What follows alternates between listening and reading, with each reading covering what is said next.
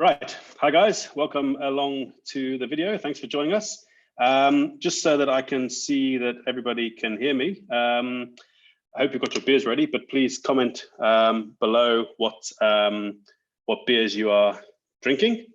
If you haven't got your beers ready yet, then please go ahead and grab them now.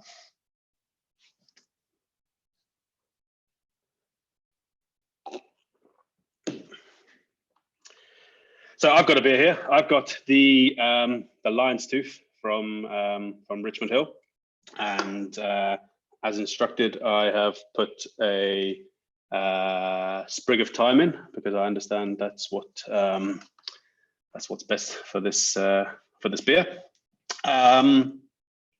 We'll chat to Neil in a sec. I'm gonna get the brewers that have joined us. We've got some fantastic brewers that have joined along here. So we'll get them to introduce themselves and the beers that they are drinking.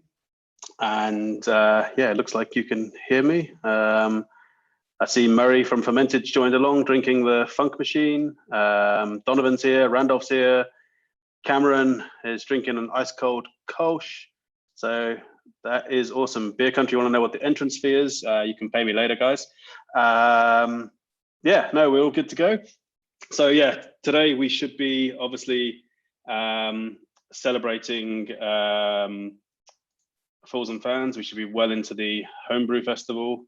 Obviously, it's pretty bleak that we're not. I'm just going to unmute Trevor there so Trevor can also speak. But hey, Trevor, I mean, I think it's 36 degrees up in Greyton today, and it would have been amazing. It would have been fantastic to be partying with you all there. But I'm happy that we can at least get you guys along in some form and speak to the brewers.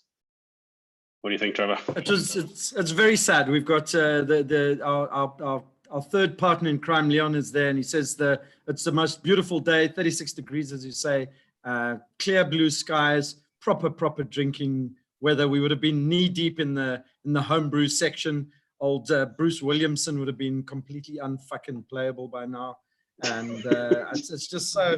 It's so sad. It's so sad for us. It's so sad for the whole country. Yeah, no, for sure, definitely. Right, let me mute you. So I'm gonna get the brewers to introduce themselves, and while they're introducing themselves, if you guys can comment some questions that you want me to relay onto the brewers, and then we'll get them to ask. So Neil, I'm gonna start with you, purely because I'm drinking your, oh, where's it gone? It's magically disappeared. Drinking your Lion's Tooth here. So yeah, there we go. Introduce yourself, introduce what you're drinking, and yeah, give us some. Hey guys. Yeah, thanks, Mark. Yeah, so Neil here from Richmond Hill Brewing Company in PE. I'm having Octo X Ale, which we were going to launch just before the lockdown. We actually had to rush to get it launched. So there's a couple of cans floating around, not much, but still a couple of cases left in the cold room. So when we get back to them, yeah, we'll release those back into the world. Yeah, it's a vanilla New England IPA, very hoppy, lots of juicy fruit to it, and then the vanilla obviously comes through and gives you a really cool mouthfeel. Very happy with it. Awesome, cheers, man. Get your questions ready for Neil. Next up is Bruce from Stellies. Bruce, what are you drinking?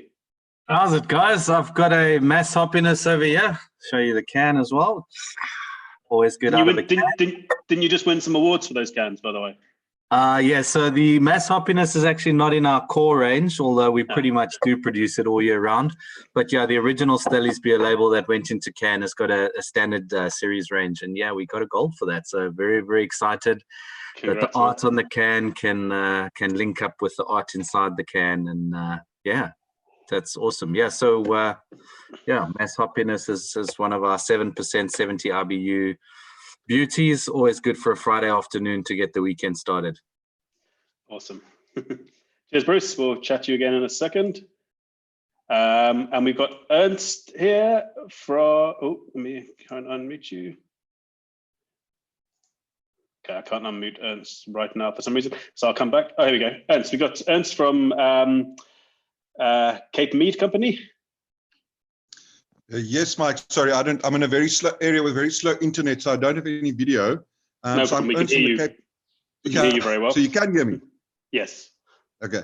I'm from the Cape Town Meat Company, and yeah, we just make different kinds of meats, trying different kind of styles, and see how it goes down. That was one of the highlights of the festival last year for me, was your MCC. We judged that. I think it won Best in Show. Eh? Yeah, I did indeed. Yeah. But I mean, things are not looking great at the moment because we don't have any stock. So it's been doing very, very well. Fantastic. Cool. We'll come back to you now. And Marius up in Pretoria from Hazeldean. How are you doing? Good yourself. Can you hear me? I can hear you very well. Great. So yeah, what are you drinking? What are you drinking there? Sorry. Yeah, I'm drinking a premium pale pilsner, which is Nice. my favorite. This is what my fridge is always pretty stocked up with. Awesome, man. And what were you going to bring down to Fools? Obviously, we're not there tomorrow. Yeah, so yes, it's a pity. I brewed a collab with Naked Face Brewing. We called it Tatanka, which is basically the American bison. And with our, cow heritage, and with Naked Face and his sort of American influence, and his brand is built around that. Yeah, it's. I'll just quickly go grab the label. Unfortunately, yeah, we couldn't can it in time, and obviously the festival sort of didn't happen in the end. Okay, we can't actually see you right now, Marius, but yeah, I'll let you sort that out, and we'll come back. I can hear you nicely, but maybe you can sort your camera out. We'll come back to you now. Yep. Cool. Who we got? Megan from Clockwork, and I think Dion's there with you. No, he's not. Poor guy Okay. is still in. How you doing? He's got to work. Yeah, I'm good. Thank you. Cool. You got a beer there? I am embarrassed to say that I don't have a beer with me. I'm drinking Oros because I've just got back from a run. And I know I can hear you all going, what the hell, man? But yes, I need an Oros after my run first. Ross is like a Nipa, hey? It's close enough. Yeah, it's pretty much. Cool, Megan. We'll get some questions coming in for you now. I can see there's lots of questions coming in, but I just want to get everyone to introduce themselves so people know who are here. We've done Nick Smith from Soul Barrel. Are you there, Nick? Nick. Okay, Nick, we'll come back to you. I've got Olaf here from Franschhoek. Olaf, can you hear me? Olaf. Oh, this is not good. 2 and 2. Let me go to Rochelle. Hey. Are you still drinking Castle Light? No, I switched. I told you I was going to switch our session for the video. Just thought I'd drop you in it there. Thanks. Shell from Afro Caribbean.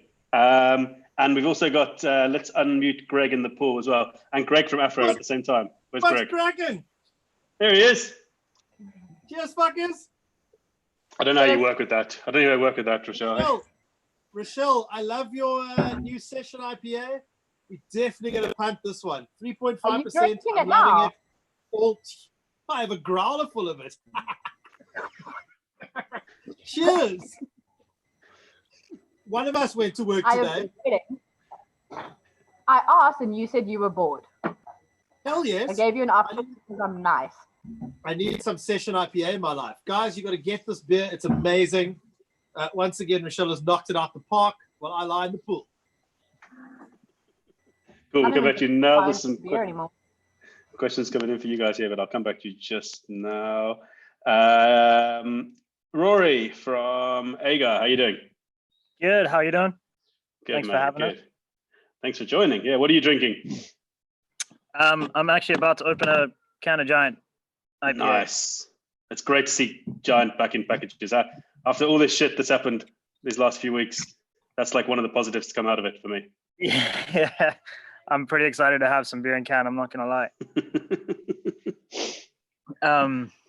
Yeah, it was a hustle for us to manage to get anything in can, but we managed to get a good few just before lockdown. And more frustratingly is all the stuff that I have in tank that we're meant to be bringing for fools and fans. Got some pretty we're exciting looking stuff forward in to tank. Yeah, no, that sucks, man. Let's come back to you just now. Last person to. Oh no, let's try Nick again. Nick, are you there? Hi, Hello. I'm here. How are you, man? Can you hear me, internet? Can hear you well.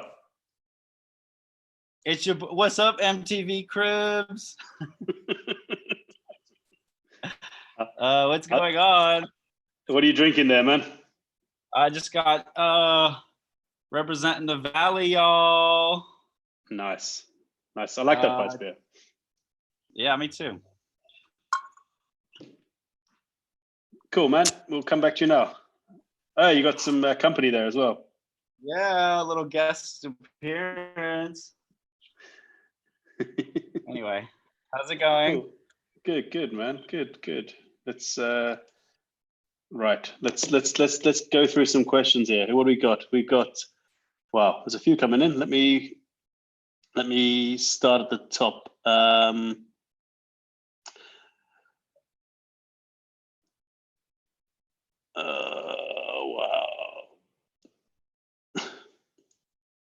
Okay, so Cameron says beer is poured and ready to enjoy. Donovan says let's get ready to rumble.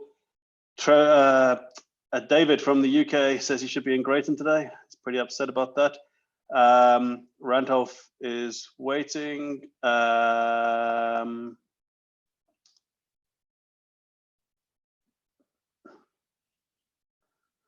Cameron sold out his homebrew festival last night. I'm waiting for some questions here. Steve Peel's there watching from Shackleton. Oh, here we go. Here's one for you, Trevor. Trevor, where's your pasta wig? Beer Country asks. That's only on very special occasions. Hand rolled pasta. Disappointing. And Rowley says, "Don't be sad, Trevor." I'm sad. I'm very sad. Okay, let's unmute everyone here because this is a question. Where's Steph? He's here. Here we go. Let me let him in. I've been not letting join. There we go. This is a question. I don't know who wants to answer this one, but I don't quite know who it was directed at. But it says, "How do you get your beers to have a higher ABV?" Who's that from? That's from Donovan. Who brews the highest Donovan ABV Butler. beers? Who brews the highest ABV beers here? I don't know. Rory's Giant. Yeah, Rory, you can answer that one. A fuck ton of malt, I would say, is probably the answer. But go for it, Rory. Yeah, more malt. But there's always a give and a take in everything. So you generally end up with a smaller amount of beer. So you're basically just concentrating your amounts of sugars that you use for your fermentables. So yeah, generally you end up using more malt. A fuck ton of malt is, as you say, Mike. But yeah, that's basically it in a very small nutshell. Cool, thanks, Rory. And then this one, let me just, there's a bit of background. Lucy wants. Oh, hang on, Trevor. Wait. Go for it, Trevor. Sorry, I just muted you as you were talking. Go. Lucy wants to know if Rory can ride the kid's scooter behind him. I think he fucking can. Can you ride the kid's scooter? One more giant. I'll take it down the slide. Neil, here's a question from Rowley for you. Where's your mustache? No,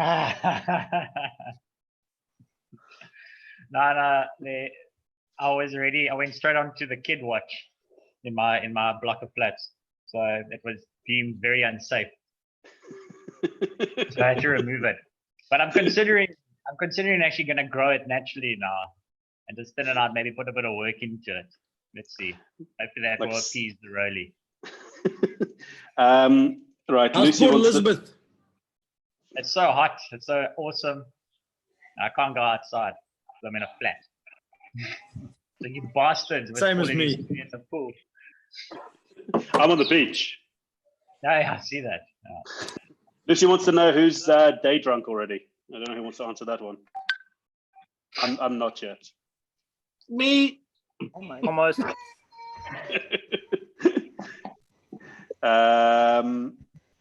Okay, and then what's the highest ABV beer you've ever brewed? Let's get some numbers flying around.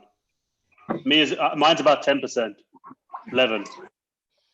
11.5. Okay.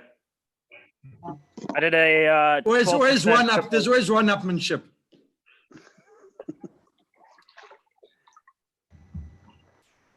And you, Megs? I think the highest is about an 8.5 for me. I better up my game. Yeah. Marius, you've brewed some big beers, haven't you? Yeah, you know, the haymakers and the Cubans are about 8%, 8.5%. But we've got something interesting coming out, which is a collab with Clarence Brewery. It's difficult to fall into any category, but close enough. We're calling it an apple barley wine.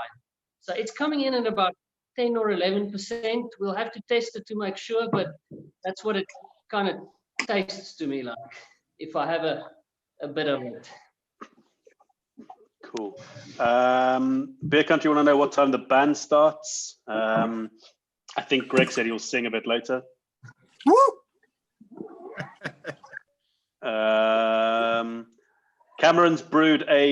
Cameron Gray from South Eusters has brewed a 13.5%. That was his highest. I think he wins this round, eh? That's huge. Yeah. It's not about size, guys. No, it is. Who said that? It's totally about size.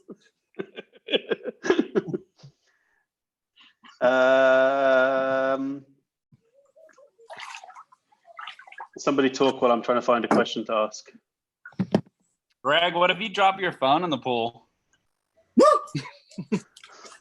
I'm not in the pool. Oh, I'm in the pool. My phone's over there. I'm good. Rory, how did you can your beer? I actually ended up borrowing Glenn's prototype. What? Yeah. And then Really? Frontier's kind enough to loan me a can seamer in the meantime while they're busy building my can.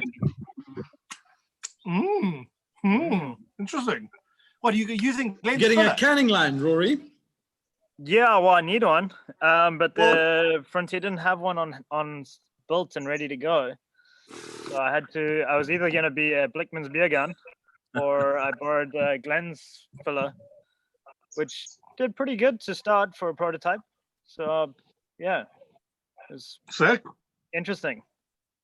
Well, like Sam said last night, everybody needs a canning line now.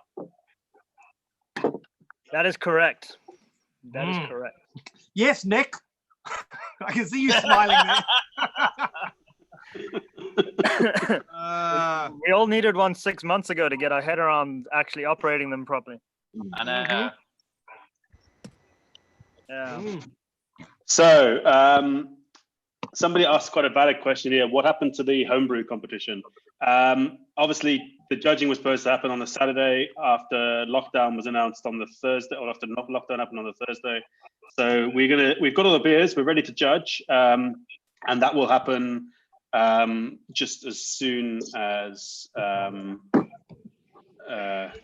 Sorry, let me just mute the background noise there. That'll happen just as soon as we know when lockdown is finished. So we're ready to do the judging, but yeah, we just obviously can't. We need to stay within the rules there. Trevor, I can't really read that one, Murray. You can read it in the comments below. Randolph just opened a Woodstock Californicator. Dylan was supposed to be along here, but couldn't make it. I see that that Steph's joined us. Steph, are you there? Hey, Steph from Little Wolf. How's lockdown life treating you? Not too bad. The introvert in me is pretty happy. So I have a little wolf. Oh, it's disappeared. I have a little wolf beer here. Maybe Oh, cool. you can tell me a little bit about what I'm just about to pour when you see what color it is. Let me just see what color it is. Oh, so it's the cherry one. So that is a Saison that I added to a barrel where I'm not sure if many of you had Kirsch. It was a it was sour beautiful. beer aged with cherries and blackcurrants. So I emptied that beer out, left the fruit in there, did a second fill of Saison. So it's second fill sour cherries and blackcurrants, and then added a little bit of hibiscus tea and a little bit of buchu just to kind of help add to the fruitiness. And yeah, that's it. It's really nice, eh? The cherries are beautiful. Yeah, and it's amazing. It's all second use cherry. So I mean, those cherries have gone through one beer and are in another one, and they actually came out quite prominently. I mean, I think the hibiscus does help. It has a red fruit kind of character, and then also the buchu as well. So buchu they use to flavor Ribena. So it's got that kind of red berry character. So I think the two of those together in subtle amounts kind of helps accentuate the cherry character. Awesome. Wow. Sorry, I'm trying to catch up on the questions here. Let me unmute everyone. Who else joined now? Zared joined. Where's Zared? Let me find. Oh, he's back there. Here he is. Zared, are you there? No, he's not. Where's Trevor gone? Yeah. Just in Bill Withers has just died. So that's another terrible bit of news. This is supposed to be a cheery replacement to not being it.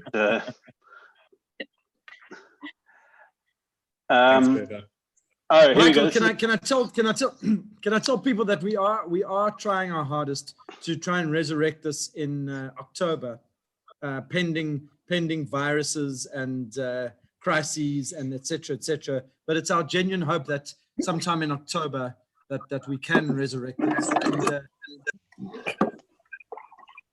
And we just also want to thank everyone for being so nice about supporting us, because we've been very bummed out by this. So thank you for being so nice, even you, Gregory. So I know it's amazing, but what can I say? It's amazing. No, I'm just kidding.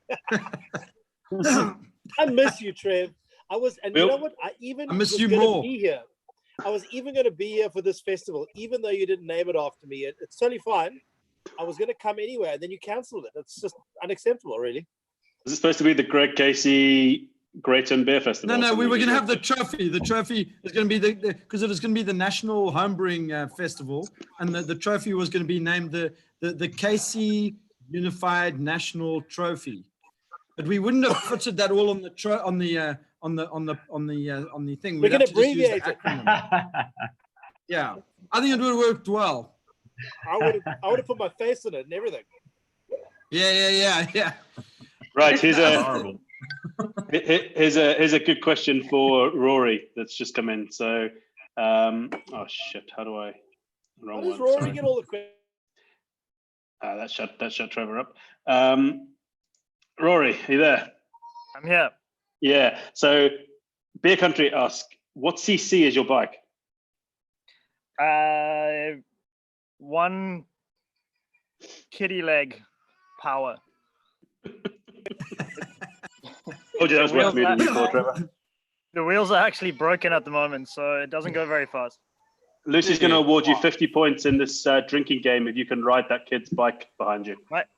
My kid is a little bit crazy, so she's worn the wheels out completely. They don't really turn very well. The need for speed. Tracy also wants you to ride it. Tracy from Biggest Little Beer Shop wants you to ride it as well. I told everybody a couple more giants, all right? I'll get that.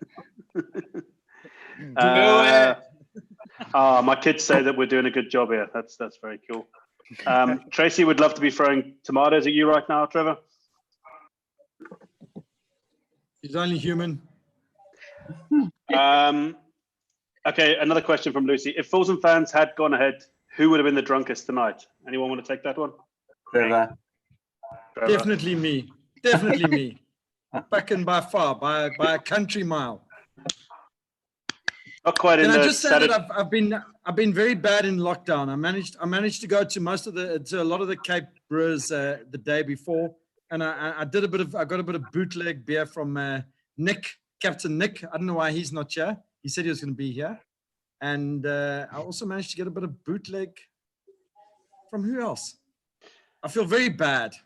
Captain Nick is joining at 4:30. Zarad's supposed to be on, but he keeps coming in and then dropping his connection. So I assume he's not in a great connection. But Nick's going to be joining us from the brewery at 4:30. So that'll be cool. Here's a question for Nick Smith, who is here. Nick from Cameron. Did you end up with Vegetal from the Cascade Wet Tops? He hasn't got around to try it yet, but if not, how did you avoid it? Hang on a sec. Just take 2 seconds before you answer that. I'm just going to mute everyone else so that there's not any background noise, and then I'm going to unmute you. Nick, yeah, can you answer that one? Yeah, my answer would be no. So like the wet hop, for me, it gives you like this green. It's like a grassy kind of flavor. It's not like vegetal like you would think. DMS or something. It's more of like a grassy kind of like lime thing. So it's definitely like a green thing, but it's not vegetal. Does that make sense? Yeah. But how do you think you avoided that then? Like it sounds like Cam's tried it before and got vegetal. I don't. So like it's not. We don't use a ton. I mean, it's a lot by quantities because they're wet. They're much heavier. They're 4 to 5 times heavier than dried cones. But and then it's like what we've done most successfully is it's all like on the hot side, like for not a long period of time. So it's like the hot back, or it's like on this last one that we did, we put it was 3 kgs in the whirlpool, 4 kgs in the hot back. So that's maybe. It was actually longer this time because we had trouble with the knockout because the cones and the whirlpool clogged up the pipe. But it's probably an hour and a half of contact time. Yeah. So you're not overdoing it. I guess. Does that make sense? That makes perfect sense. Yeah. And there's another question here. I think I'll maybe direct this at Rory or Steph. Let's unmute both of you guys. What's the best way to add fruit to a beer? There's no easy way. What's the best way? I'll let Throw it in there and hope for the best. I'll let Steph answer this one. I've definitely gone puree routes have been the easiest so far, but I'll let Steph go on this. He's probably done a bit more than I have. Okay.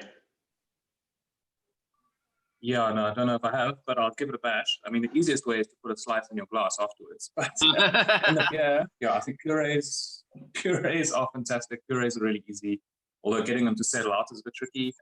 So yeah, just long cold crashing. I think for home brewing, you can put them in bags, I guess, which is fairly easy. For commercial brewing, it's a little bit more tricky.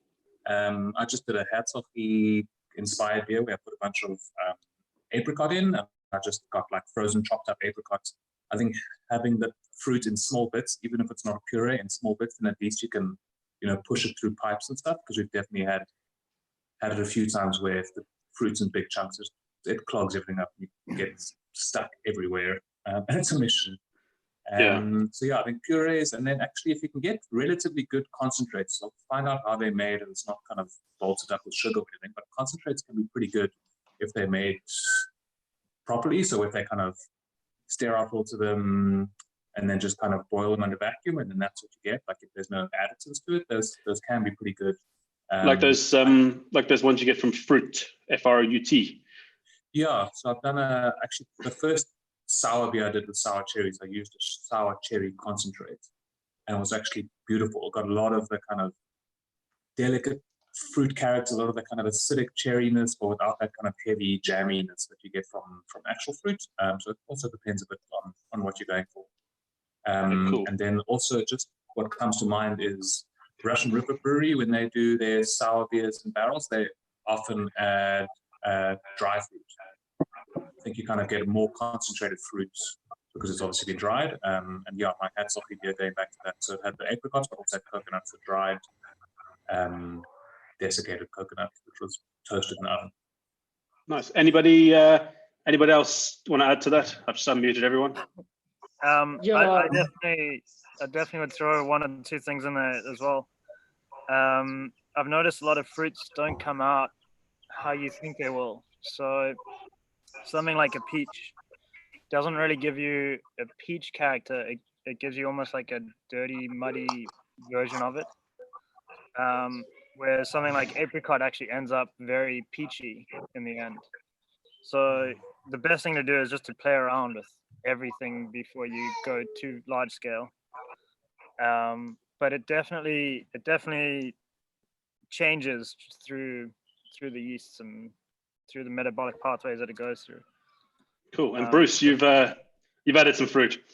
Yeah, I mean, we had very good success with the Aloha Pina Colada using aseptic pineapple juice, as well as the pineapple hop extract.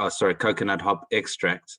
And then obviously recently we threw Grenadilla lollies, which is effectively pulp, into the whirlpool, and that came through tremendously flavorful. We're obviously watching that beer closely because we don't know how long it'll stay around in the beer and what will potentially happen over time. But obviously, while it's fresh, it's pretty good. And then obviously in the barrel, late edition in the barrel, we're finding that we're getting quite good success with really crazy funky fruits like kai apples, num-nums. We've even done a bit of blueberry, which we find is obviously hard to get the flavor out early on, but if you add it quite late on, you can get quite a bit of flavor there. But yeah, it's not easy. That's I think the nuts and bolts of it. No, nice. Megan, this one's for you. What's from beer country? What's the highest Oros ABV you've ever had? You've got it. Come on. And then I don't know how to answer that. You'll be pleased to know I've got a beer in my hand now. What are you drinking now? This is actually whoopsie, sorry. Batteries and phone is falling over. Okay. It's a New England IPA from that brewing company. It's been in the back of our fridge for a while, and I'm actually quite pleased at how it's turned out. After all this time, it's still lovely and hoppy. No way. It's here as well. Finally escaped the board. Hey, Dion. Cheers. Good to see you, man. What was that? Right. So let me just get another question here. Steve Peel says that the highest ABV he's ever brewed is 4.9%, except when he brews with me.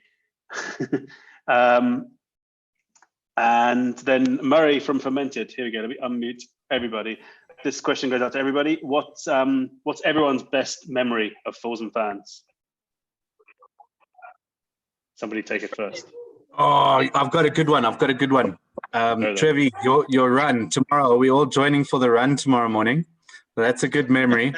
But the best memory was coming. We want the boys there, huh?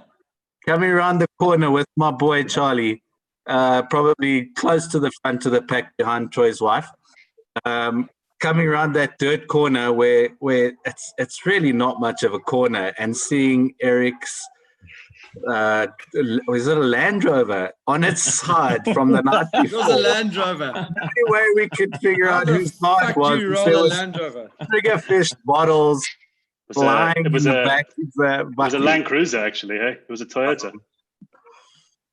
Well done, Denise. Good one. Good job, girl. How the fuck do you roll a Land Rover on that flat piece of road? Mad skills. He's got mad skills. Anybody else have a more non-drink driving related memory of Fools and Fans? I was on the Friday night. The bring and share on the Friday night was the best. Yeah. That probably is what resulted in the Toyota upside down. For me, it was the intense sexual tension in Murray from Metal Lane. Look in his face as he pelted me with tomatoes. It was.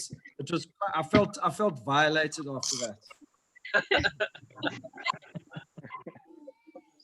It was very built up and tense. The other bootleg beer that I got. I Yeah, did. you there, Mike?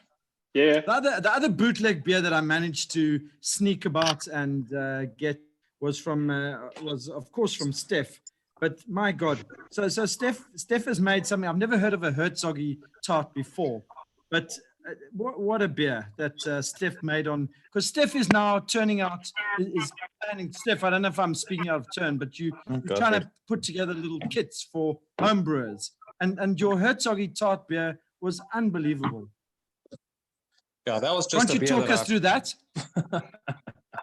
Yeah, so I mentioned a bit in the fruit talk, I guess, but yeah, so it's a beer based or inspired by Herzoggies. So if people haven't had Herzoggies, it's a kind of dessert that's, I mean, I always get it at farm schools when I go on road trips. It's like a little tart with coconut and apricot in like a little pastry. So I did a kind of very malty base beer, which had base malt was Munich malt, and then I added melanoidin malt and a few other things. And then I added, so for a 20-liter batch, 4 kilos of frozen apricots, 300 grams of coconut, which I toasted in the oven, and then also 3.5 mils of vanilla extract, so not essence, but extract. Fermented it out to USO5, dry hopped it a bit with Hallertau Blanc and Amarillo, and yeah, came out beautifully. It's a little bit on the tart side, which I really like. It makes it really nice and light and refreshing. But yeah, the coconut comes through nicely. The kind of apricot gives you this tart, clean finish.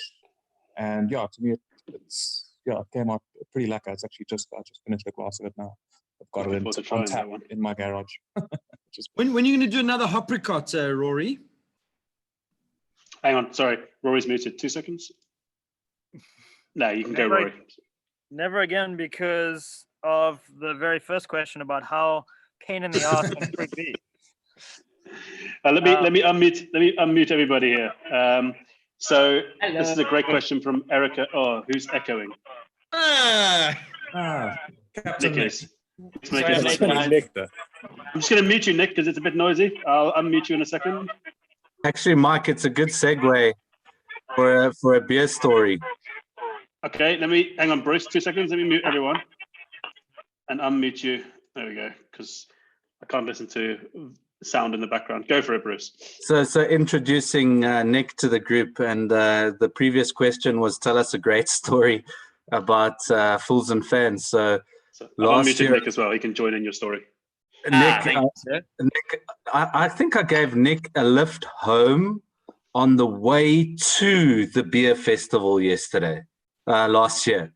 So I was busy driving to the site to go and open my stall, and there was a guy walking barefoot, I think without a shirt on, who had managed to find himself a party the night before. He hadn't even checked into his Airbnb yet, if I'm not mistaken. Leg in a cask, eh? One leg broken. He had to go and find his beer stand. And I looked at the rest of the day, and then you disappeared to some wedding. So you were at the festival for the sum total of about 12 minutes, I think. Well, the setup of the festival really took me down. It was literally an all-nighter. It was unexpected. Thank you for giving me a lift that morning. I was suffering a lot. I remember. So here's a great question from Erica for everybody. If brewing didn't work out for you, what would your alternative day job be? Male porn star. I thought you're doing that already. You might make less money doing that than brewing, Nick. Not possible.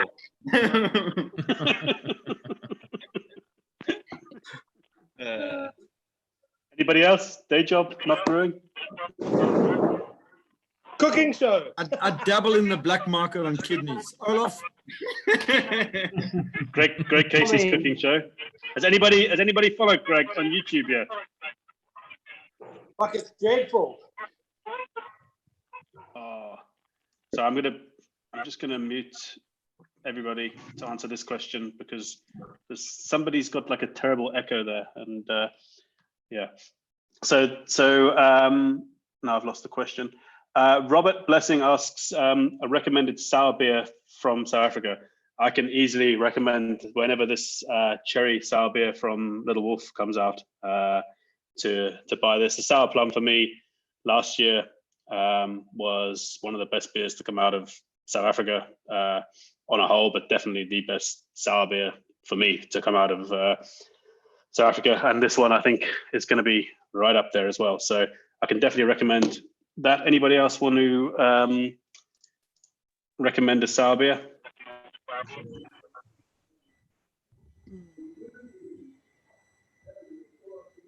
Who's making all the noise? Any other sour beers? Sorry, I had to go grab the kid. Who have we touched on? Obviously, Stefan. Yeah, that was my answer. Devil's Peak are doing some good stuff. I'm going to mute you quickly, Rory. Sorry. No, go on. Their barrel aged stuff is. I've really been enjoying it. No, JC does make some good stuff. Which ones, Rory? I'm a big Funny Herd fan, eh? That's fantastic. That one. But it's still quite a new concept in South Africa, I think. So we've got a long way to go before people are starting to produce and actually sell enough sour beer to start really learning what we're doing. It's such a long-term thing that it's going to take us quite a while to get our head around, I'd imagine. But I mean, I've done a fair few, and I'm still like in complete infancy of understanding what we're doing. So I'm guessing this is a long game before we for sure. becomes like quite a common thing. Yeah. Bruce. I'm guessing you're talking about like long sours, not like the kettle sours and things like that. Yeah, it just says sour, like best places to get sour beers in South Africa. There's a good I few. really liked yours. Nick? I was gonna say, dude, I really liked yours. The canned ones that I've had from you. I thought they were Cheers, great. man. We'll keep you off mute for a bit. That's very nice of you. Cheers, man. I'm always open to bribes on shit, you know. Rochelle, let me mute everybody. Get Rochelle on this one. Oh shit. Anybody? Why is Rochelle's hair purple? Yeah, there we go. That is the question. It's all about Rochelle's hair. So it says Rochelle's hair. Is that a filter or a lockdown thing? It's a lockdown thing, guys. It is. I got bored, and I did finish it this morning. I figured if I was going to go in a video, I should probably finish it. It was looking a bit patchy. It's very cool, man. Right. I don't know if this one is best directed at Steph or who else? Yeah, let's direct it at you, Steph. So how would you suggest getting involved in home brewing? Buy a brew kit and brew some beer. I mean, I think, yeah, it's definitely one of those things you learn by doing. So I think go visit a few homebrew stores, chat to them, see what you can get, and start brewing. I mean, I started with an extract batch in my garage, bottled on the floor, that kind of thing. And then when I was in Canada, I was doing 4-liter batches in a little cupboard. So it's definitely a good way is to just, yeah, get a kit. I think, don't have to worry too much about recipe development and stuff. And that's something that we're going to be starting to do at Bev Plus. We're going to have our brew kit, and then, well, the brewery, the Democraft brew vessel, and then we're going to have kits so that basically you can just buy what you need to make a batch of beer. And then once you've done that first batch of beer, you can start really going down the rabbit hole. Also join a homebrew club for sure. So join the Southeasters or Warthogs or whatever. Go to a meeting, even if you haven't started brewing yet or haven't joined yet, just go to a meeting, chat to people. I'm sure someone will take you under their wing and go brew with someone. So many ways to get into it. So, I mean, yeah, I think those things. Go to a homebrew store or go to a homebrew club meeting, and yeah, you'll find your way for sure. There's another question for you from Murray from Fermented. He says, "Where is the mask?" The mask. I thought that might be a little private joke between the two of you. So. Oh no, it is a bit of a private joke, but it took me a while to get it. But I should be safe. Rowley says he loves you, and Love so you too, does Rowley. David from the UK, and your hoppy How's it, wheat. Dave? Steve Peel says, "Can you bring back Passiflora?" No.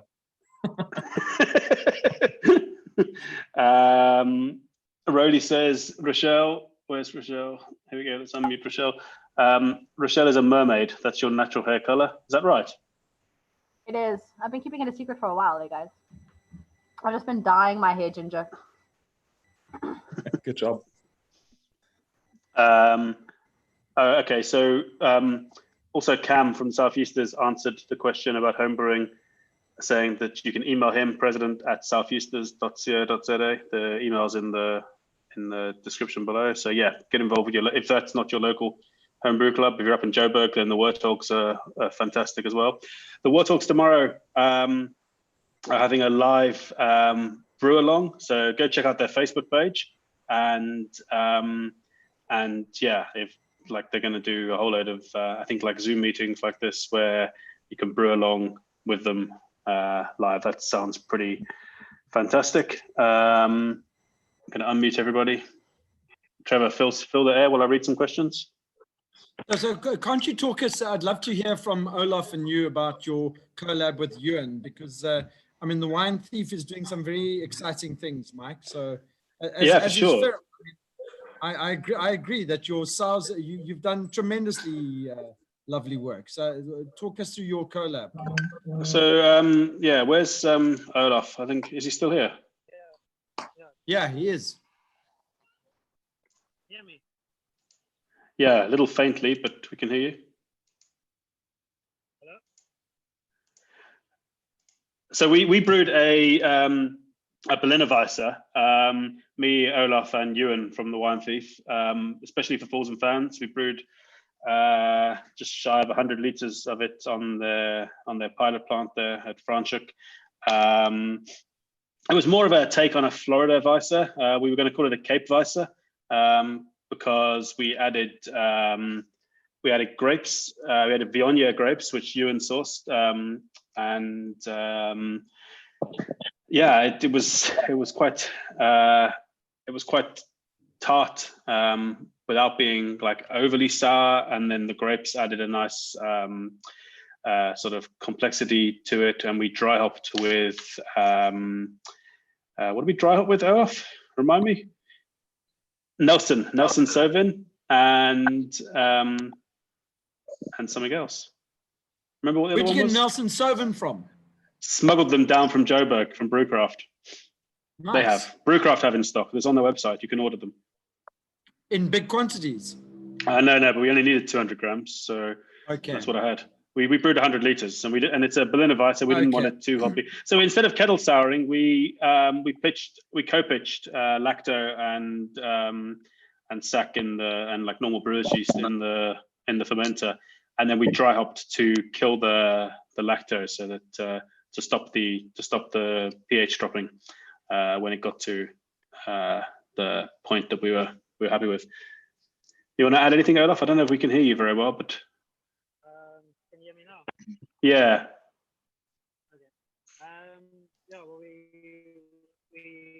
we dry up, we dry up about 2.5. Yeah. Sorry, man. I don't think it's. I don't think the signal's great where you are. It's not. It's not. It's a bit. Unless it's just on my side, but it's. I can't hear you so well. Can you hear him, Trevor? Oh, I muted you. There we go. No. Well, I'll shut you up. So can't you talk into your microphone? Drive to Stellenbosch. That's what I'm doing. Brendan, hi. Brendan from Frontiers joined us. How are you? Sorry, Mike. I had to switch SIM cards. I was having all sorts of trouble getting on, but I'm here. Nice of you to join us, man. What are you drinking there? I've been scrambling trying to connect, so I haven't actually. I'm going to go to the fridge right now actually and see if to crack open, and then I'll be back unless there's anything you want to. Not at all. No, you go and sort a drink out, and I've got a question for Mr. Casey here. If I can, where is he? There he is. Greg, this is for you. When will we get a video for Namsat? That's Namsat, and it's not a beer. Even though we have discussed making a beer out of some of the ingredients. What's today? Friday. Monday. I'll do it Monday. Okay, Rhodey's gonna hold you to that one. And then here's a question. Here's a question from Marius from Hazeldean. Marius, Murray from Fermented asks you, is the new brewery open yet, or how's your building going? How's the production going there? Yeah, it's the building's basically at the final phases of being built. So there's a lot of still groundworks, building the parking lot, things like that. And the tanks came in 2 days before the lockdown. So there's tanks in an empty building at the moment. Oh shit. So they were going to use the next 3 weeks to actually do the construction of all the hard piping. It's a fairly hard pipe brewery with minimum flexibles. So it was going to take them about 3 weeks. So we put out, I suppose, by another 6 weeks or however long this will take. Yeah. Okay. Yeah. Shame, man. It's a bit of a struggle. Oh, here's a paid question that Greg has obviously paid Cam to ask. Can you explain how your canning line works, Greg? No, I have no fucking idea. Hang on a minute. Let's get. Okay, Rochelle, how does Greg's canning line work? Yeah, you need a Rochelle to run it. This is quite true, hey? Sorry, Rory. But I think Rochelle's open to offers, so. No. The highest bidder here. I'm watching you, Rochelle. I can't leave, Greg. Not just yet, anyway. Not just yet. Give another. Just wait until lockdown's over. Yeah. Yeah. We've got until about the 16th of April, and then at least I can move and start going to work again. I'm fucking leaving.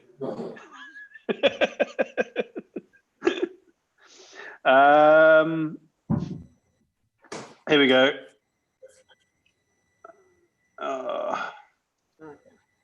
Who's this for? Question: how does the beer industry pivot to online sales during lockdown? Okay, let's get Brendan back. Brendan, have you got a beer yet?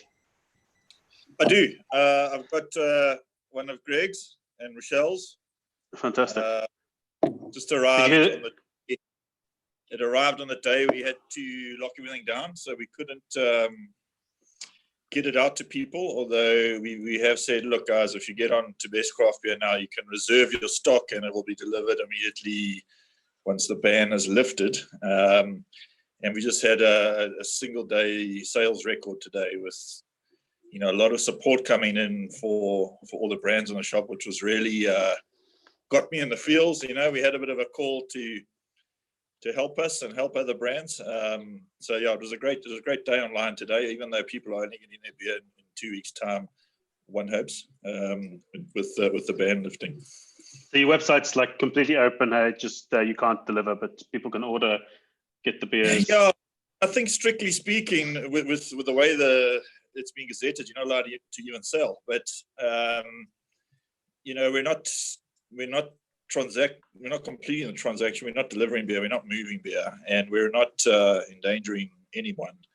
So, my feeling was I had no ethical qualms about at least allowing people to shop and reserve stock. There's a lot of things that came on there that aren't going to exist for that long and are limited anywhere in the country, let alone through our shop. So we thought guys might want to climb onto that, support local brewers, and at least reserve themselves some bottles or cans of cool things that that have come up from, especially the Cape in recent times, and we've also at Frontier released a few new things.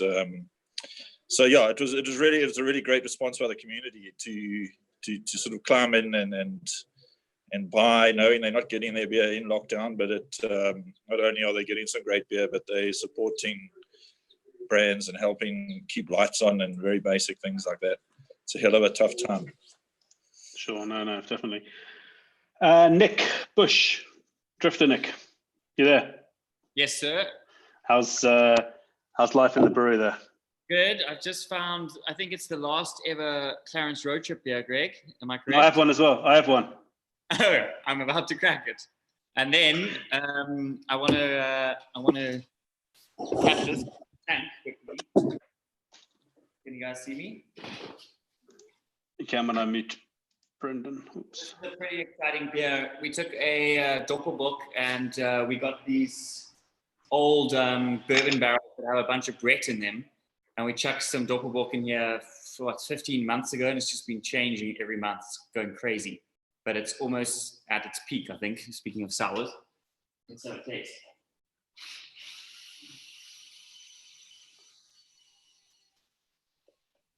Uh-oh.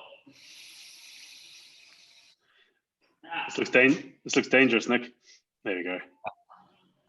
I got it. Have you got something to plug the hole with, or are you just going to sit there and drink out of the barrel? Yeah, it's pouring pretty well, eh? Let me put it down on the floor. Should I try?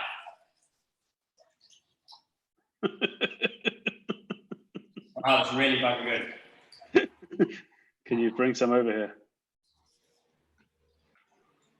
Okay. Oh, yeah. Going back to sour beers, Lucy reminded me, Cam made an awesome sour worm gosa, which I think was entered in one of the competitions a little while back. That was very cool, Cam. Did you have a question for me? No, just a bit of love for you, really, from Rob. You've had a hard time this week, and Rob's just sending you some love. Rob, thanks, guys. Rob, the coffee guy. Yeah. Yes, I know, Rob. Cheers. Thanks, guys. Love you lots. Well, this beer is fucking amazing. Tell us about it. Tell us the story. So yeah, it's a Doppelbock. It's been sitting on these red barrels.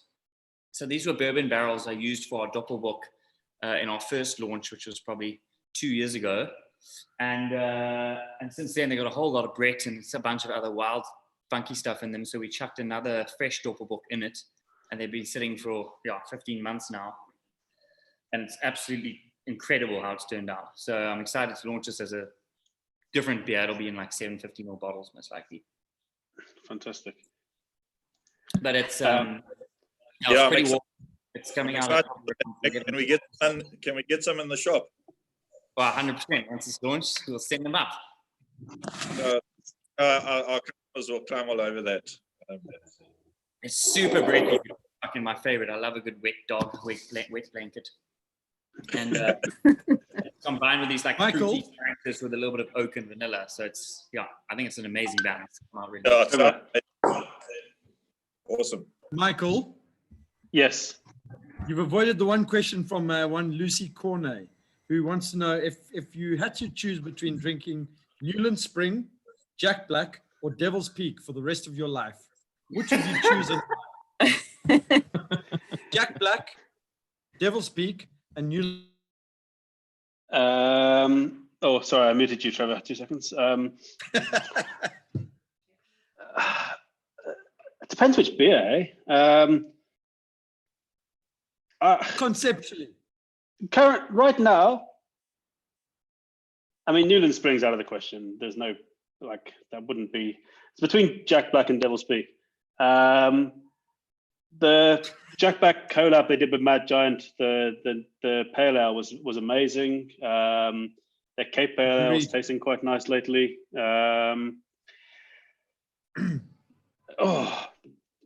Jack Black. There's my answer. But I mean, it would be a pretty shit rest of the life if you're only able to drink like one brewery for the rest of your life. I mean, not just listing, not just counting like those guys, but like in general. I don't think having. I think you got to find one of those American breweries that has like 40 different beers that they regularly produce. And they have Like Rogue. Rogue, you And- could just drink forever. They've got like a Rogue 400 you could beers. do. But even then, though, like even then, wouldn't you get bored? I don't know. Yeah. No. This is lovely, by the way. Absolutely sessionable. Just what it says on the box. Hoppy, lovely. Well done. Okay, somebody asks here if Let's lockdown tell you, gets- Brian, a flat. Let's just mute Trevor because he wants to talk over me. There we go. Right. It's nice being in control of meeting people. It's fucking great. Somebody says here, I don't know who's best to answer this, but if lockdown gets extended, how are people going to be able to support the Brewers? They miss being at Agar. So Rory, try that one first. Come in the back door of Banana Jam.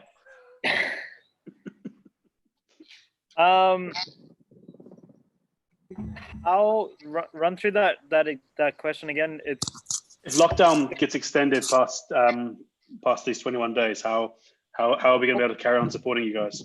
Ultimately, there's no alcohol sales at all if it stays in its current form. So there's unfortunately no way, unless we change some sort of laws that allow deliveries of alcohol. And What about selling merch? It'll be in the hoodie. Rory, I haven't got that answer. Like, unless you have merchandise or food. Yeah. And as far as I'm aware as well, you're not allowed to prepare food and deliver. So I don't think there is any way apart from merchandise or vouchers for once we open and then sell beer. So yeah, there is that road of pre-selling beer. So Rory, I was chatting to some of my staff who and my taxi driver who does a lot of stuff in the townships. You now in the townships can purchase a 6-pack of beer for 200 Rand. Yo. Yeah. For the Americans, it's up to 35 Rand for a black label out the back of a shebeen. And I'm afraid to say there's a lot of liquor trading going on right now, from what I can see. It's just we're abiding by the law and everyone else isn't. Yeah, sad, unfortunately, that's the reality. Like at the moment, we're the people that abide by the laws are always the people that don't. The laws aren't there to affect, if that makes sense. The people that are abiding. And I fully support a lot of their decisions. It's a no-brainer. They have to do what they have to do. Rory, But just something to think about as brewers. You know, I know it's we've got all these tanks, and I don't know how many people's tanks are full, but have we not thought of moving into a soft drink phase, even if it's for now? I don't know, doing something like funky non-alcoholic cocktails or something like that. To be honest, I think I've run through every single idea that my production space can facilitate, from milkshakes to soft drinks to even still water in can. Like, I've thought of as many different variables as I can. Sparkling flavored water, Rory, takes 48 hours to make. Unfortunately, we're in a really difficult position of how long this is going to be, and realistically, they're going to lift the alcohol ban very last because that's the least of their priorities to worry about. So, why I haven't been on social media for the last week and a half is because I've been literally racking my brains of every different business plan I could think of. I wish I had the answer to that question. I So Andrew from Beer Bar and Beyond says, "Yeah, what about non-alcoholic beers? I mean, is that feasible?" It's very difficult to do that. Very difficult. Also, to be able to produce a non-alcoholic beer, brand it, get labels made, and package it and distribute it during a lockdown is absolutely impossible. Even all the label companies are down right now. They're only making labels to sanitize. No, that's not true, hey? So, Yeah, there are companies that are working because they are part of the essential services for sure. exactly. Yeah, labels are still, those guys are still running. But the I point managed is, Putting labels on hand Just go sanitizer. print out your essential services license online, and then just carry on trading. yeah, but the point is, it's still technically difficult to make a non-alcoholic beer. And you know, if the lockdowns, if the ban's only going to be another 14 days, which we don't know, I mean, you are tasking design teams, you are putting new costs into label production, and yeah, there's a lot of risk and technical issues around making a non-alcoholic beer. And is it going to taste any good? You know, there's a development cycle on something quite extreme like that for craft brewing. I mean, are you doing it? Unthinkable to rush into a new project in such a short space of time. Yeah. No, So do you think feasibly selling prepaid? Look at Bruce. Look at Bruce. Bruce, you look beautiful. He always pulls that out of his ass. That's fantastic. Bring Well the done, my boy. tomatoes. Bring the tomatoes. Hey, well done, my boy. You're such a lovely little squirrel. Two squirrels in the country now. The two squirrels. Do you think selling prepaid vouchers or like pre-sales or like selling beers before that will be delivered after lockdown is feasible? Do you think people are going to buy into that? Or? Well, I'd love to get everybody else's opinion on this, but my opinion is that is a very awkward position to put your business in, where you have got cash flow in the very short term to now you have to give away product in the long term. I would love to get everybody else's opinion, but my gut instinct is that is not the best way to go. Yeah, from Drifter's side, what we've been doing is just telling everyone that's asking how they can support is just please jump online and pop us a review. Even if it's a review of our beers instead of our actual tap room because it's not open right now, jump on and just activate that space. Say, look, I'm drinking this, I'm enjoying this, and just activate those social channels and put those reviews online. That's what we. That's a nice way. I think that's giving a lot of love to people is definitely going to help in this time. It doesn't help financially at all, but and people have free time to do lots of reviews. A lot of free time. No, for sure. So here's an opportunity. So today we essentially wasn't pre-sales of beer. The beer all exists and is made, but we are, they're selling in lieu of delivery at an unspecified date. But we could pre-sell people's. Now we're in trouble. That we list on our site and that we know is going to be made available to us in as short a time possible post the lift of lockdown. So I've actually done that today with Agars, for example. They didn't have a lot on our site. They couldn't deliver to us prior to lockdown, and we Don committed to deliver to us as soon as he could. So I've made those beers available for sale. So yeah, we're not selling beer that doesn't exist, but we're selling beer in lieu of a lift on lockdown. So I think that opportunity still exists, and we'd like to support brands that want to commit to something like that, and just see how far it goes. Today's sales were amazing. It was a single day sales record online. However, part of that is a rally. How nice is the community here, Brendan? How nice is the community? Yeah, it's amazing. And thank you, Trevor. You're one of the buyers. Well, that wasn't me. Well, maybe guys, maybe it's an idea that along with the CBASA and everyone is to use the next 2 weeks in the hope that that we will be able to sell alcohol in 2 weeks' time, is to try and find a way to get it out there to the community that people coming out of a lockdown are going to want to drink some beer. So when they rush off to the bottle store, maybe try and find a way to promote to them that, guys, support the closest craft brewery to you, because you're doing them a favor. Because SAB and all the big guys have got money to back them up for the next 6 months. To ride It's the little guys that are really, really going to struggle. So what we should maybe all be doing as a group effort now is to promote as much as we can, as to get consumers to start thinking like they do about their butcher and their baker and the small shop up the road. Candlestick maker. And that guy, I don't know about the candlesticks, but like, keep it tidy there, please.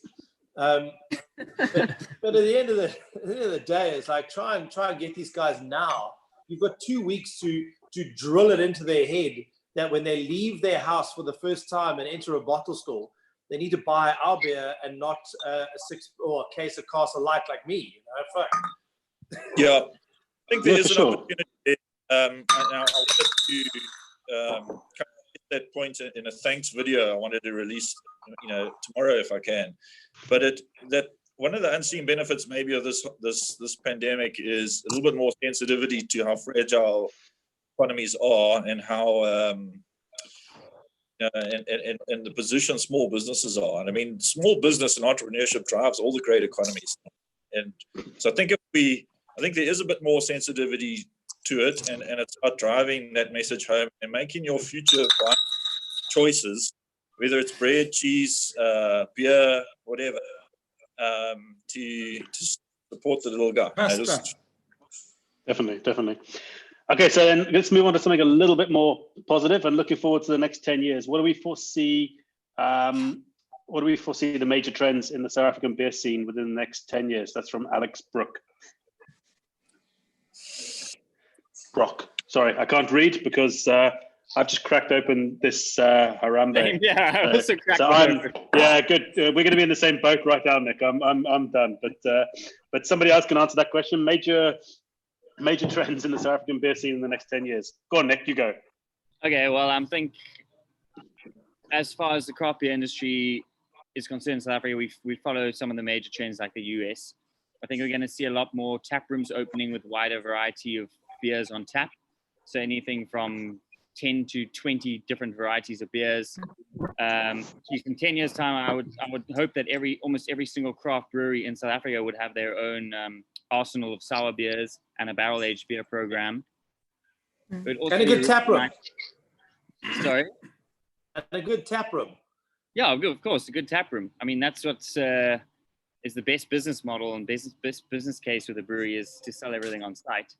And then it would also be really cool to see people start using a lot more local ingredients, and maybe we'll have some more styles coming out of South Africa that are worldwide known, like New England IPA from New England. Maybe we'd have a South African IPA, another, which we've discussed this many times before.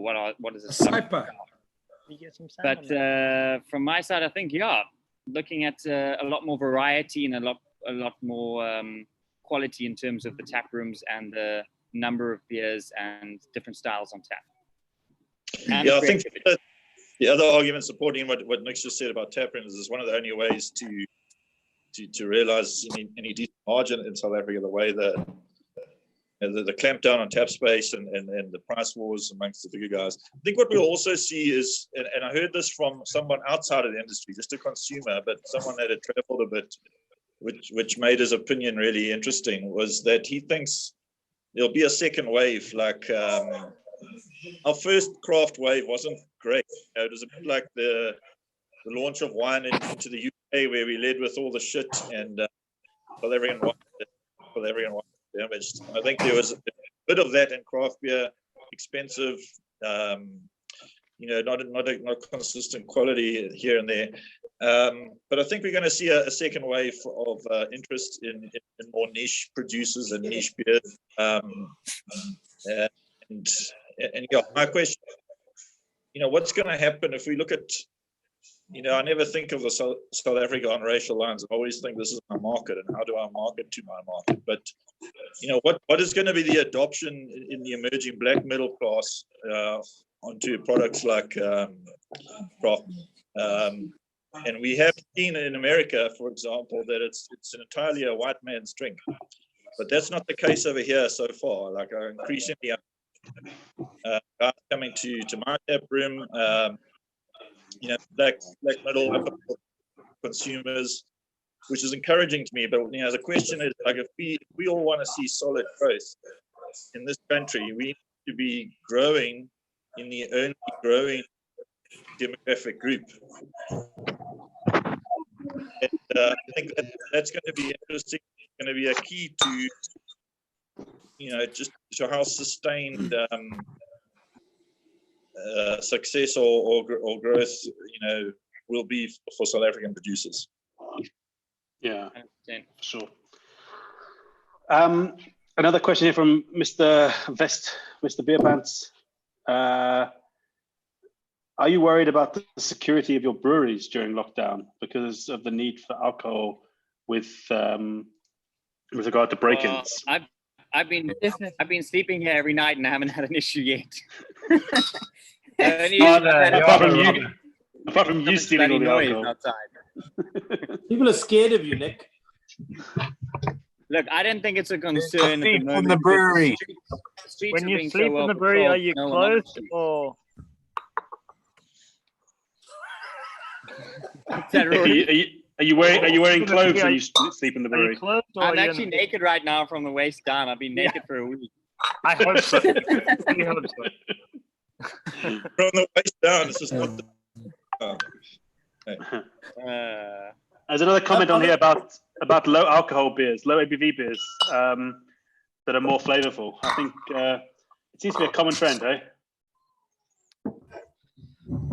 Obsession. I've certainly noticed. Michelle. Delicious. Ask Michelle. That's high ABV. Ask Michelle about the new Session IPA. It's only 3.5, and it's way more flavorful than Obsession. It's at the Clarence, essentially. I mean, like the Clarence. Similar to the Clarence, yes. Where's Rochelle? Is she still here? There she is. Hey. It's gone. I'm going to get another. But see, like then you take this, which is definitely not low ABV, but it's fantastic, eh? I think it's a serious. There's serious actual art bushmeat in that, Mike. To get beautiful flavor into a light beer below 4%. Very, very big challenge. Neil, what do you think of the whole show? You've been so quiet. I was taking it all in. It's quite a depressing. It's quite depressing, I must admit. Neil, talk us through your saison.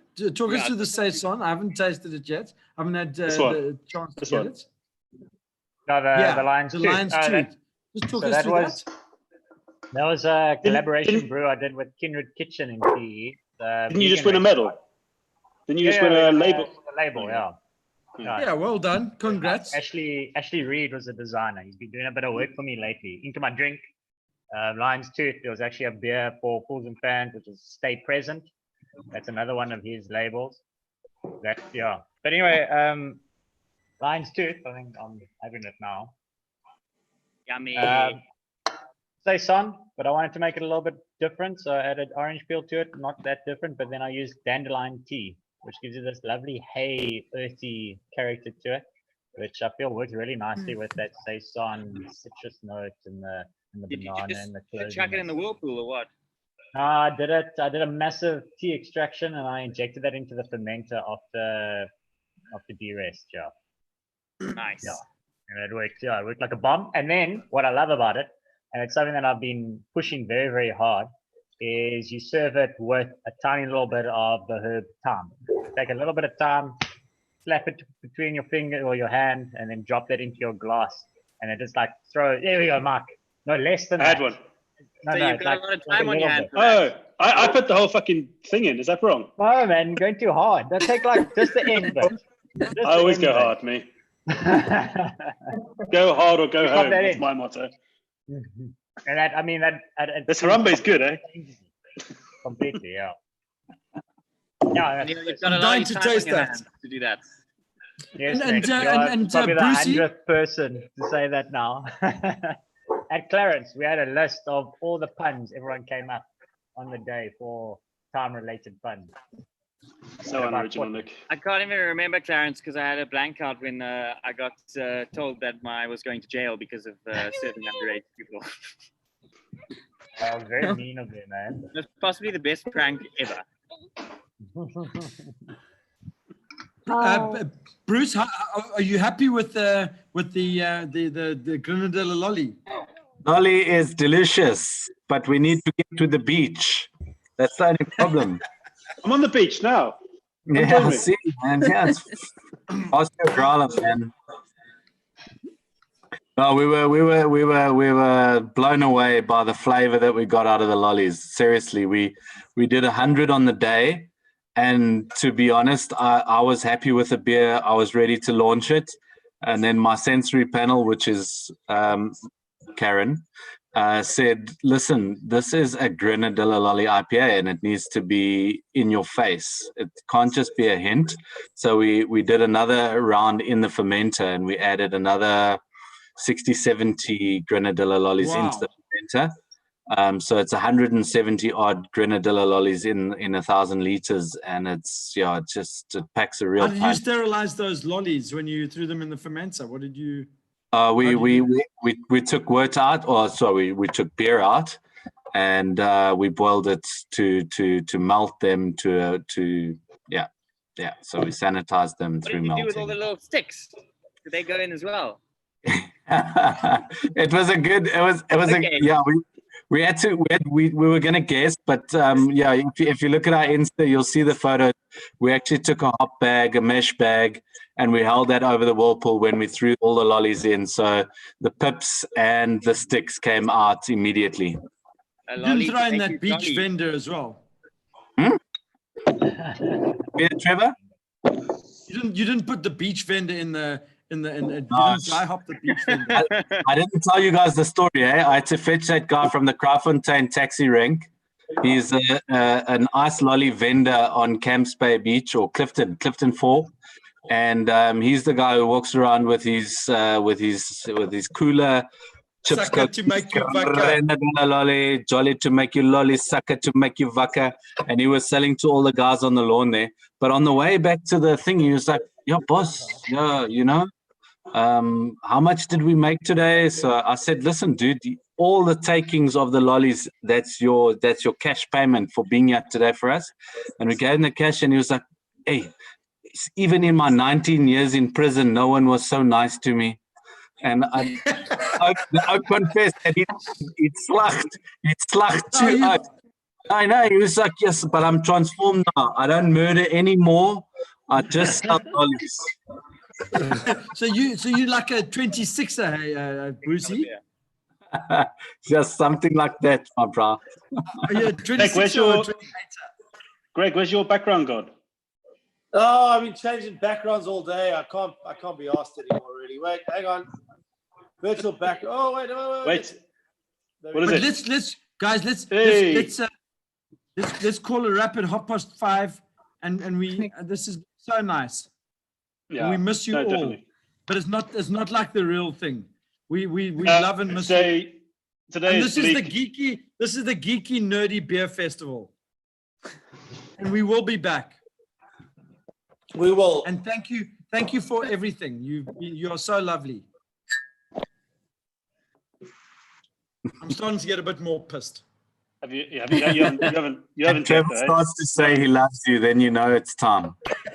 I love everyone. I love you all. But this beer culture will survive, and we'll get through this.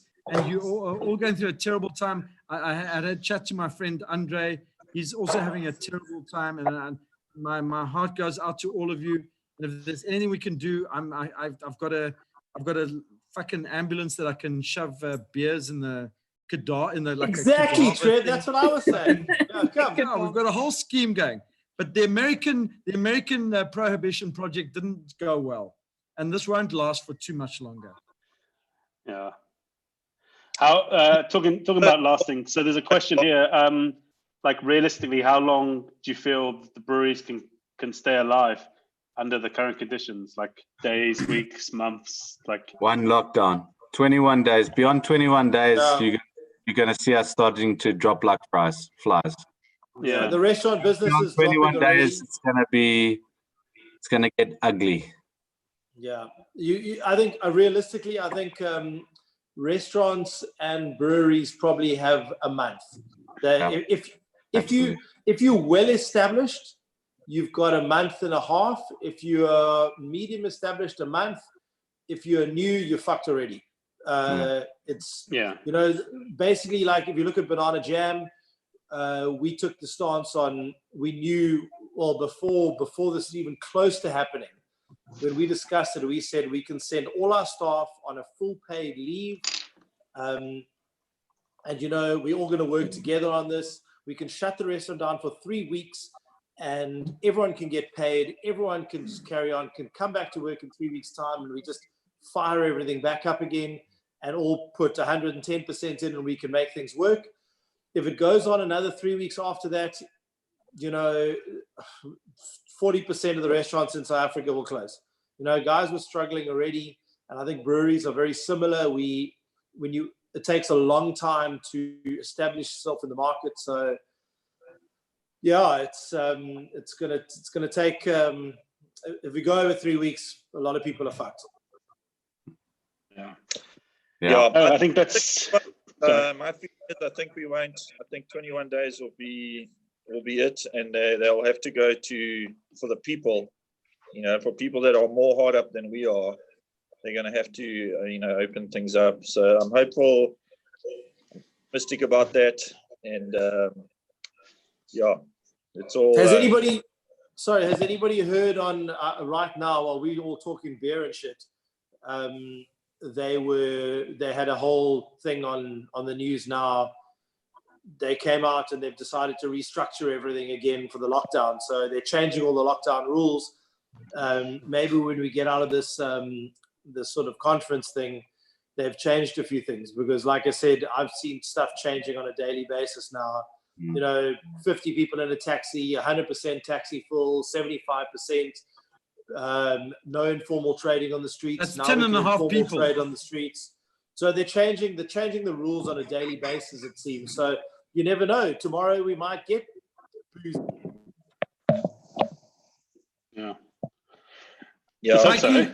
Let's hope so. Thanks everybody for joining the Brewers. Like, I really appreciate it. Today, after everything we spoke about, a little beer festival in Greyton seems quite irrelevant, but a lot of hard work it's not irrelevant. We will rise again. We will rise again, for sure. Mikey. No, for sure. But I mean, being bleak about the beer festival not happening, it seems irrelevant compared to the greater scheme of things of people's businesses and imagine whatever. It's not our business. It's a passion project. It's not our livelihood. We don't drive the industry. Yeah. If there's any way I can help, it is a passion project. Sales, please let me know. And getting beer to me is the problem, I suppose. But as I said, we can pre-sell stuff that's not actually in the shop, as long as it exists. I can sell it for you. I can try sell it for you. Yeah. Can you just add on your site there like a little coupon, and then you can, Brendan, you can like as when all the social distancing goes away, you can dock with the dock. Would that work? Yeah. Right. Anyway, on that note.